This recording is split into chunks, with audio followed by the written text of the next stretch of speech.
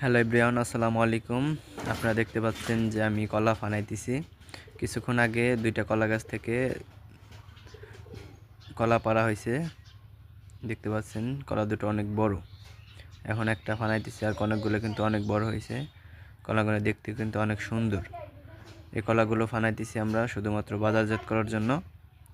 এই কলাগুলা সবগুলো ফানাইয়ে একটা বস্তায় প্যাক করে 2 থেকে আড়াই দিন রেখে যাতে বস্তার ভিতরে পাকে সেই ব্যবস্থা করে আমরা বাজারজাত করব এবং এই কলাগুলো বিক্রয় করব ইনশাল্লাহ। আপনারা দেখতে পাচ্ছেন যে কিভাবে আমি ফানাইতেছি। আপনারা এই সিস্টেমে আপনারা কাঁচি বা কোনো ধারালো জিনিস দিয়ে আপনারা কলাগুলো ফানাইতে পারেন। দেখতে পাচ্ছেন যে খুবই সুন্দর কলাগুলো দেখতে এবং অনেক বড় হয়েছে কলাগুলো। আমি দেখাচ্ছি আপনাদের কিভাবে কলা ফানাইতে হয়, যাতে কোনো কলায় কাঁচির পার বা দাগ না লাগে। সেই জন্য আমি এই কলাগুলো ফানাচ্ছি ইনশাল্লাহ। দেখতে পাচ্ছেন, দেখতে থাকুন।